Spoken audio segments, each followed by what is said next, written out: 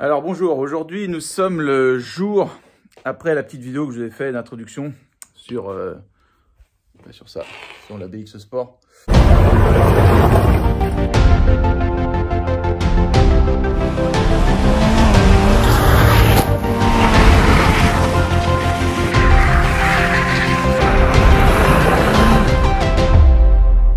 Donc, qu'est-ce que j'ai fait sur cette BX Sport? Et déjà, est-ce que vous vous souvenez quelle était cette BX Sport? Donc cette BX Sport, c'est la BX Renard que j'ai été chercher il y a plus d'un an avec Vincent Cavaillon.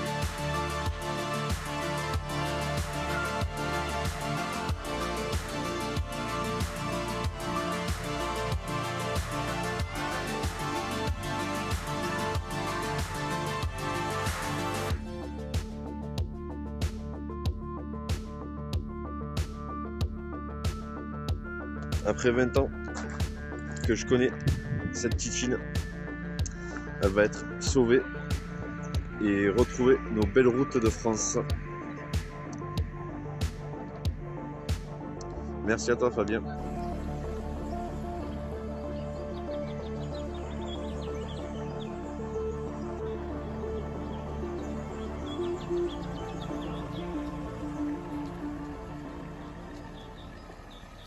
Et du coup, cette voiture n'avait pas tourné à l'époque depuis au moins 20 ans. Donc ça fait 2 ans qu'elle est là. 1 an et demi, 2 ans. Donc ça fait au moins... Allez, ça fait 20 ans qu'elle n'a pas tourné. Donc qu'est-ce que j'ai fait en premier? Je vais vous montrer ce que j'ai fait, qu'est-ce que j'ai regardé et est-ce qu'elle va réellement marcher. Voilà. Donc la bête, là voilà. Donc le moteur, vous l'aurez reconnu, c'est le 1,9 litre de la 305 GTX plutôt, parce que la 205 n'existait pas. Donc avec 2 carbu Weber de 40, comme ce qu'il y a eu après sur la 205 Rally. Donc cette préparation nous rappelle que c'est une Danielson. Danielson, c'est le préparateur des 505 Turbo, c'est le préparateur de la 205 Rally plus tard, et du coup c'est le préparateur de la BX Sport. Alors pour l'histoire, la BX Sport, ça avait été commandé par Citroën. Citroën, en tout début, n'avait pas de sportive à part la GT, donc ils ont demandé à Danielson de gonfler une BX. Donc ils ont fait ça. Le truc, c'est qu'au banc, ça sortait bien plus que 126 chevaux réels. Et en même temps, ils ont sorti la BX GTI après, juste après, qui faisait 125 chevaux. Donc eh ben, du coup, Citroën a dit que la BX Sport faisait 126 chevaux. Et je pense que ça fait bien plus que 126 chevaux. Donc la chose qui est un peu compliquée quand on met une voiture en route, qui n'a pas roulé depuis longtemps, et surtout que c'est une voiture accidentée. Déjà, la première chose, c'est que quand c'est une voiture accidentée, ce qui est bien, c'est qu'on peut se dire que la voiture, elle était arrêtée parce qu'elle était accidentée, et non pas parce qu'il y a eu un problème mécanique. Ça, c'est très important pour la suite, vous allez voir. Ensuite, qu'est-ce que j'ai fait? En fait, j'ai fait un check-up de la voiture, donc j'ai défait toutes les bougies, j'ai inspecté comment étaient les conduits à l'intérieur, donc comment étaient les cylindres, comment étaient les pistons, si c'était encrassé, s'il y avait de la casse, s'il y a quelque chose. Donc là, j'ai rien vu de particulier. J'ai regardé la distribution. Alors, certains diront, on ne démarre pas une voiture comme ça, machin. La distribution, elle n'est pas craquelée du tout. Je ne sais pas dans quelles conditions a été sauvegardée cette voiture. La voiture est restée quand même 17 ans dehors, mais au sec, en fait. Elle est restée, elle était abritée, quoi. Donc, en fait, elle était toujours au vent. Elle était toujours... donc, je pense que ça a permis au caoutchouc de se conserver. Donc, la distribution, je vais la faire, évidemment. J'ai fait une vidange, bien entendu. La vidange, je l'avais fait quand j'ai récupéré la voiture. Donc, j'ai changé la charge d'huile. Et j'avais fait tourner le moteur au démarreur. Mais déjà manuellement et après au démarreur. Donc, je me suis aperçu rapidement qu'il manquait des pièces. Donc, il manquait des pièces d'allumage, la bobine et du coup, le relais de démarreur. Donc ça, déjà, il a fallu que j'en retrouve un. Par chance, cette voiture n'est pas munie d'un calculateur. Mais par contre... la tête d'allumeur, enfin l'allumeur en lui-même, c'est l'allumeur d'une 205 GTI presque pareil. Alors l'allumeur d'origine, il est là parce que je l'ai démonté. Parce que je me suis aperçu qu'on avait la prise déjà qui était en mauvais état. Ça a séché. Hein. Et c'est surtout qu'il tournait, il avait du mal à tourner, il était assez dur. Donc je me suis demandé si il n'y avait pas des contacts de rouillé dedans. Donc la tête d'allumeur était toute rouillée, elle était toute oxydée, elle était toute cuivrée en fait, toute verte si vous voyez. Et du coup, dans les premiers essais, donc j'ai récupéré une bobine. La bobine, bah, évidemment, est-ce qu'elle marchait, est-ce qu'elle marchait pas? C'est une bobine que j'avais depuis un moment. Donc ce que j'ai fait, ben, j'ai checké sur ma 205 GT qui est juste à côté. Donc j'ai testé le module d'allumage et la bobine, donc tout marchait. J'ai tout monté sur la voiture. Alors le problème, c'est que tout avait été démonté, les fils pour les retrouver, ben, c'était une catastrophe parce que les fils, du coup, vous avez un puce bobine, l'excitatrice du démarreur, et puis vous avez la retour compteur qu'on a là. Mais je les connais bien sur une 905 GT parce qu'ils ont tous la même, je les connais par rapport à la couleur. Et sur cette voiture, du coup, eh ben, c'était pas les mêmes couleurs. Donc j'en ai déduit que ceux qui venaient du tablier, c'était ceux du puce après contact. Ceux qui venaient de la prise diagnostique, et ben, du coup, on a les 3 fils qui vont à la tête d'allumeur. Ça, c'est dans un truc blindé. Et après, il y a les 2 autres. C'est le plus batterie et le 15 que vous avez sur la bobine. Donc j'ai remonté ça. J'ai essayé et la voiture n'avait pas d'allumage. Pas d'allumage, donc je me suis dit, bah, ça va être ma tête d'allumeur, mon allumeur. Donc j'ai récupéré un allumeur 205 GT que j'avais. J'ai monté, la voiture n'avait toujours pas d'allumage. Donc j'ai monté toutes mes bougies et puis j'ai regardé comment étaient les bougies déjà. J'en avais démonté qu'une au début pour voir son étincelle. Et en fait, en bidouillant tous mes fils, eh ben, je pense qu'il y avait le câble entre la bobine et enfin le fil entre la bobine et la tête d'allumeur qui était oxydé.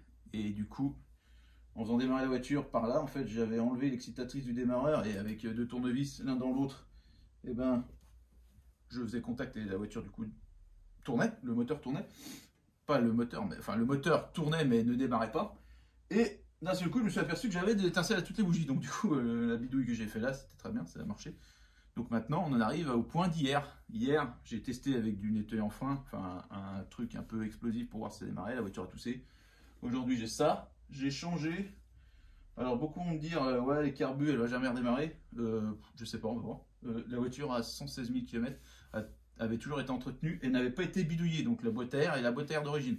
Donc j'ai pas vu de traces de démontage sur les carbus. Donc ça veut dire que les carbus n'ont peut-être jamais été démontés. Certainement qu'ils sont gommés à l'intérieur, mais en fait ils n'ont pas été mal réglés. C'est ça le problème. Parce que les 4 corps, là, quand ils sont pas bien réglés, la voiture ne démarre jamais. Donc ben, du coup, on a de l'essence. On a de l'allumage.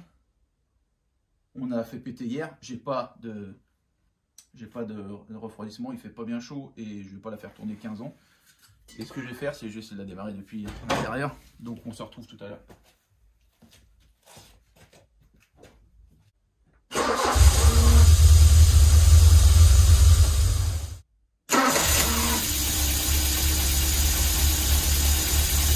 Premier coup. Bon, bah, ça a l'air de tourner. Hein.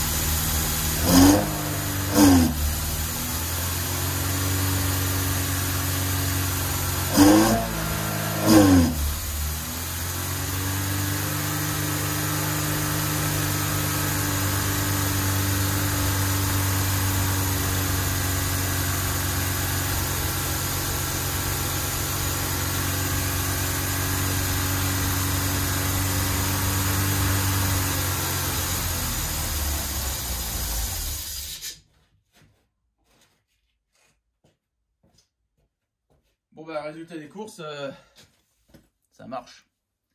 Et ça marche plutôt bien. Je vais pas la faire chauffer plus parce que j'ai pas de radiateur. Le moteur n'est pas chaud. Donc c'est très bien.